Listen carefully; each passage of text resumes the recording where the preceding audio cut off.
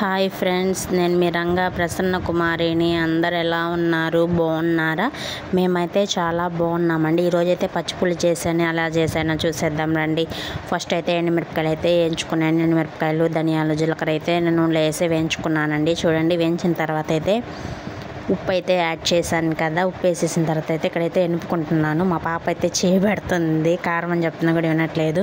తర్వాత అయితే నిమ్మకాయ సైజ్ అంత చింతపండు అయితే తీసుకున్నాను. అంటే ఇది పులుపుగా ఉంటుంది, అందుకే అంత తీసుకున్నాను. తర్వాత మెదిపిన తర్వాత అయితే బాగా పప్పు గుత్త మెదుపుకున్న తర్వాత అయితే వెల్లుల్లి అయితే వేసాను. చూడండి, చింతపండు కూడా యాడ్ చేశాను. తర్వాత అయితే ఆనియన్స్ కూడా కట్ చేసి పెట్టుకున్నాను. ఆనియన్స్ మరిగిన్ని వేసుకోండి, బాగుంటుంది.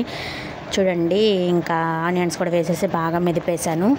బాగా మెదిగింది. చూడండి, బాగా మెదిగిన తర్వాత అయితే ఇక్కడ నేను వాటర్ యాడ్ చేస్తున్నాను. మనకి ఎంత క్వాంటిటీ వాటర్ కావాలో అంత క్వాంటిటీ వాటర్ అయితే యాడ్ చేసుకోండి. ఎక్కువ నీళ్ళుగా ఏం అవసరం లేదు. చూడండి, ఈ కన్సిస్టెన్సీ ఉంటే సరిపోతుందండి. చూడండి, పచ్చిపులుసు అయితే ఇలాగే చేసుకుంటాం మేము. మీ సైడ్ ఎలా చేసుకుంటారో నాకైతే తెలీదు. ఇదైతే పాతకాలం పద్ధతేనండి. ఈ రెసిపీ మీకు నచ్చితే